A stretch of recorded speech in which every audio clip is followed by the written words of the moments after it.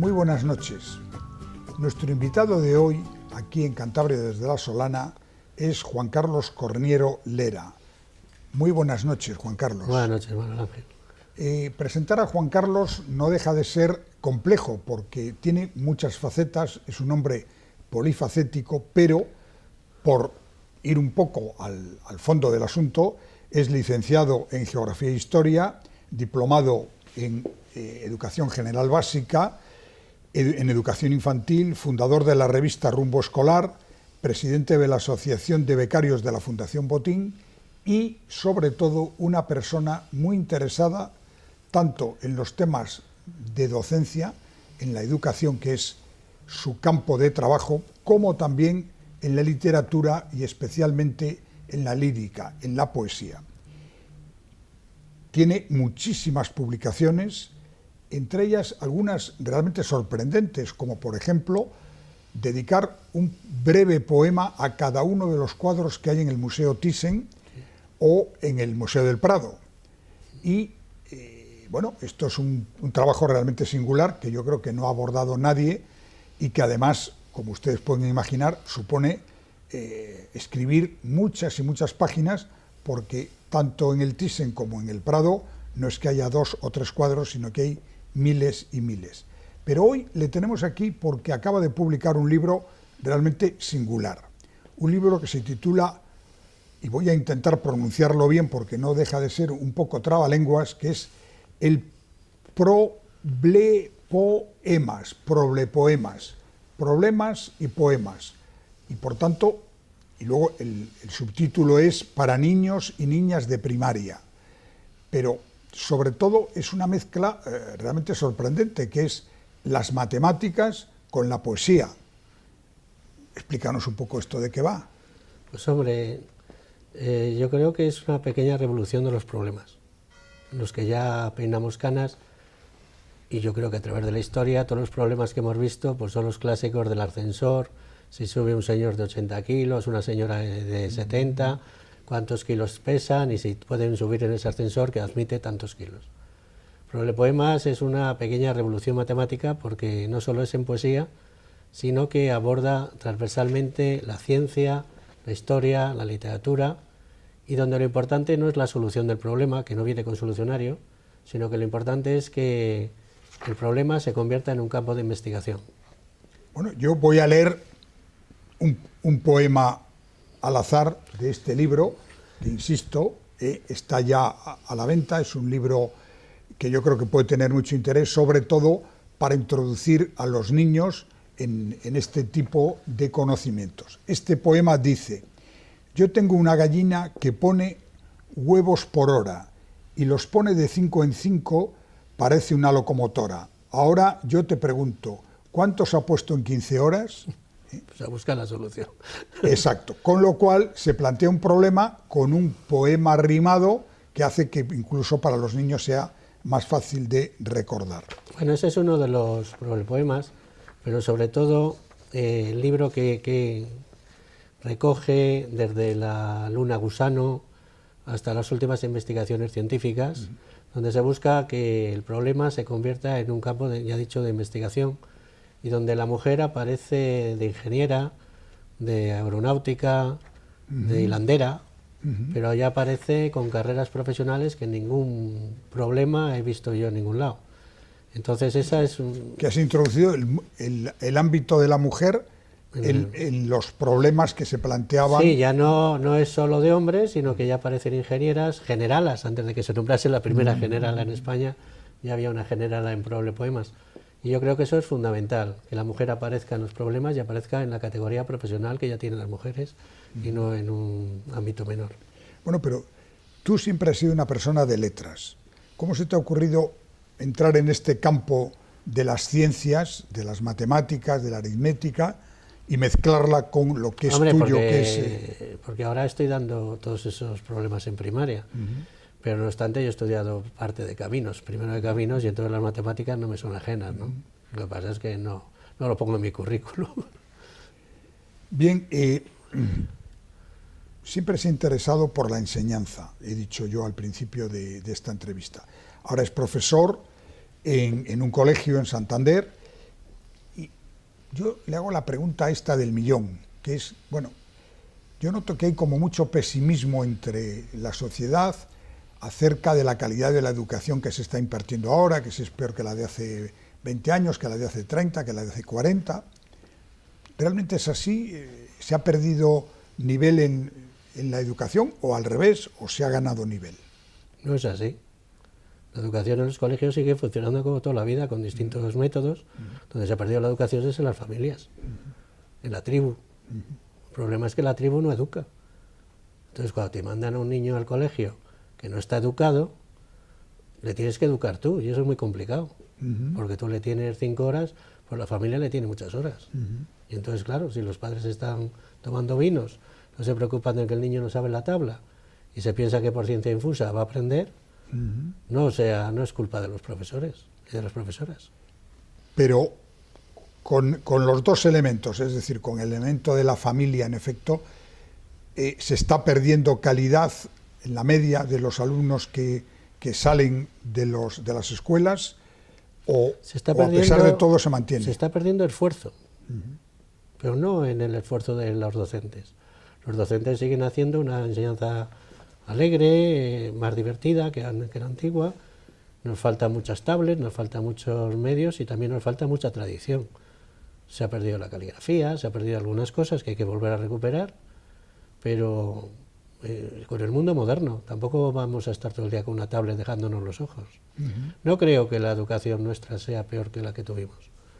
No es aquel bachillerato que tuvimos nosotros, en la parte por arriba, pero la cultura del esfuerzo es la que hay que motivar y esa es la que se está perdiendo un poco. Es decir, que tú crees que el problema reside en que ya no se valora el esfuerzo y se trata de igualar por abajo, digamos, claro, la media. Hay que igualar, no hay que igualar, hay que tener a cada niño con su nivel. Si un niño es un nivel 5, pues le darás clase de acuerdo a nivel 5, y si es nivel 10, le darás clase a nivel 10.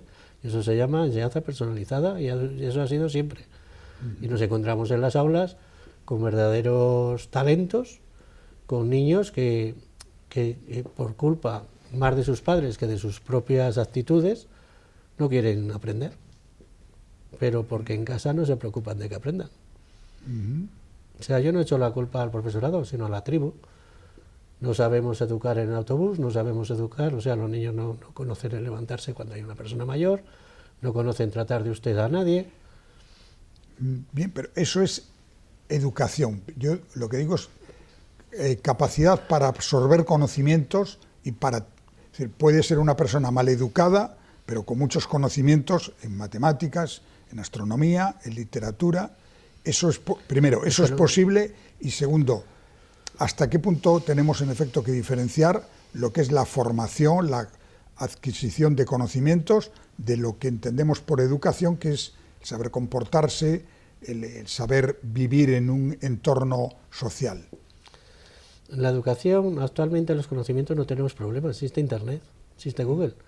Entonces los conocimientos no está en saber conocimientos, sino en digerirlos, saber interpretarlos y saber crear unas neuronas que se van fundiendo unas con otras y te van dando ese apoyo cultural. Yo no creo que se haya bajado el nivel. Ahora tenemos muchas posibilidades de ir a los problemopoemas mismos. Sale desde Aquiles, el caballo del otro, sale Dalí, sale Picasso. Puedes investigar sobre Dalí, puedes investigar sobre Picasso. Lo importante es saber buscar cómo lo buscas y saber darle al cerebro esos conocimientos que necesitas para la vida laboral, que va a ser muy distinta de la que ha sido para nosotros. No consiste solo en saberse los ríos. Bueno, ahí has tocado un tema, yo creo que de mucho interés. ¿Hasta qué punto la educación y la formación, las dos cosas, deben de estar enfocadas precisamente hacia lo que luego van a necesitar estos niños o jóvenes que se están formando para luego integrarse en el mundo laboral, en el mundo real? ¿Tú crees que ahora mismo el enfoque que tiene el sistema educativo español y el cántabro en particular está bien orientado hacia eso? Le falta todavía horno. Tenemos que tener un concepto de empatía, tenemos que tener un concepto que ya no valen los pitagorines en los puestos de trabajo, que ya los pitagorines si no tienen empatía y no saben trabajar en equipo van a tener muchas dificultades a la hora de buscar empleo. Tenemos que hablar de emprendimiento, tenemos que hablar de muchas cosas que todavía le falta a la educación. ¿Y tú crees que eso se puede hacer en la enseñanza pública y concertada? Sí se puede, y sobre todo en la FP Dual se está haciendo. ¿Podrías explicarnos un poco qué se está haciendo en la FP Dual? Pues llevar la educación más a las empresas que a los propios institutos, ¿no? Es decir, que tengan más prácticas en empresas. Y bueno, a lo mejor la educación de la FP tendría que acercarse todavía mucho más a la empresa, donde tienen mejores materiales que puede tener un instituto. Si tú estás estudiando aeronáutica y te traen un avión viejo, pues hacer prácticas en un avión viejo no sé para qué te sirven, porque no tienes un avión nuevo, no tienes la máquina nueva, lo último. Todas las empresas necesitan formar a su gente y se tienen que implicar los empresarios, que todavía falta mucho. Bien, abrimos un poco el ángulo y hablamos ya más de la educación en general en Cantabria y en España. Es decir, ¿hasta qué punto la convivencia del sistema de enseñanza pública y la concertada, y ya más residualmente la privada, tú crees que está bien equilibrado en España? ¿Cómo se pueden conjugar estos tres elementos y cuál debería ser el punto de equilibrio? En Cantabria está bien equilibrada. Lo que está es mal enfocada, especialmente a nivel sindical. Los sindicatos de la pública y de la concertada son muy belicosos contra la enseñanza concertada, y no se puede entender que un sindicato que se presenta a las elecciones en la concertada, y no voy a dar nombres, se vaya a las manifestaciones de la pública. Y eso es lo que está ocurriendo en Cantabria. Unos sindicatos que no entienden bien lo que es la libertad de enseñanza, y si no lo entienden, no lo quieren entender, y quieren solo una enseñanza pública. ¿Eso es bueno para el sistema? Pues yo creo que la enseñanza concertada hace una gran labor. ¿Y hasta qué punto crees tú que está equilibrado sí, está equilibrado. El mix entre público, concertado, privado? Está perfectamente equilibrado. Está perfectamente equilibrado y no tiene por qué tratarse a la concertada tal como se le está tratando, como si estuviese haciendo algo que no tienen que hacer. Yo trabajo en la enseñanza pública y defiendo la libertad de enseñanza, pero también es cierto que muchos de mis compañeros creen que solo tiene que haber enseñanza pública. Hay una paradoja que me gustaría que tú analizaras un poco. Cada año menos niños en Cantabria y en España se incorporan a los primeros estadios de su formación, por una razón, porque nacen menos que hace 15 o 20 años. Y sin embargo crece el número de profesores. Es decir, ¿qué está ocurriendo? Porque no es una cuestión solo de ratio, estamos hablando de una educación donde cada vez detectamos más problemas específicos de conducta, problemas específicos de atención, problemas hiperactivos. O sea, hay una serie, en cualquier colegio que hagas una investigación o un estudio, te saldrán muchos niños con dificultades y esos niños necesitan profesores. Profesores, digamos, especializados. Más especializados, PTs, ALs. Bien. En general, en Cantabria, ¿cómo valorarías tú el sistema educativo en conjunto en comparación con el resto de España o con la media nacional, puesto que ahora con esta, digamos, división por comunidades autónomas que además ha generado algunos problemas que luego me gustaría que abordaras también, como este de los libros de texto que van muy a las peculiaridades de cada comunidad autónoma, etcétera, pero en general, Cantabria, ¿tú cómo la situarías ahora en un ranking a nivel nacional o a nivel europeo? Cantabria está en un nivel bastante alto, y toda la zona norte, como suele ocurrir en todos los estudios que se han hecho. Y Cantabria, con Sofía Juaristi, tuvo unas transferencias muy bien hechas. Y los consejeros que han estado, pues han tenido cada uno su papel. Y yo sí soy reivindicativo, especialmente con dos personas. Sofía Juaristi, primera consejera de Educación de Cantabria, y Miguel Ángel Serna, donde los sindicatos han hecho mucho por tirar políticamente a los dos, cuando la educación está por encima de esas batallas políticas. Y yo creo que los sindicatos hacen movidas políticas cuando tienen que ser movidas solo profesionales. Y eso ha empañado un poco la labor de estas dos personas que yo reivindico. Bien, pero los sindicatos, es decir, ¿hasta qué punto crees tú esto, que se está politizando lo que es el mecanismo, el funcionamiento de la enseñanza? Es decir, en vez de ir a criterios pedagógicos, ir a criterios políticos. Hay una mezcla, los sindicatos tampoco hacen una mala labor, hacen una buena labor en lo que es lo profesional. Lo que yo no entiendo es que, por ejemplo, cuando no llega el dinero a los colegios, si hay un gobernante hay camisetas verdes y si hay otro gobernante no hay camisetas verdes. Es una crítica que yo hago porque la he visto. Este año no han llegado los presupuestos, no ha llegado el dinero a los colegios, yo no he visto ninguna camiseta verde, ni bata blanca, ni nada. O sea, no me parece correcto. Creo en el sindicalismo independiente y eso es una forma de estar y de querer, y cada sindicato hará lo que crea oportuno, yo no me voy a meter en su vida. Bien, y has terminado este libro del que hemos venido a hablar aquí, los problepoemas. Ya es un problema. Para niños y niñas de primaria. Pero ¿en qué estás trabajando ahora? ¿Cuál es tu próxima publicación? Pues estoy trabajando en el Museo Guggenheim de Nueva York. En el Guggenheim de Nueva York. Con el mismo sistema, es decir, Mismo sistema, un poema para cada cuadro. ¿Y trabajas viendo los cuadros en Internet? En Internet. ¿Y tú crees que se aprecia bien a través de... Yo sé que hay sistemas digitales ahora de altísima resolución y calidad. No, porque el poema no va más a interpretar el cuadro, sino al impacto que a ti te produce ese cuadro.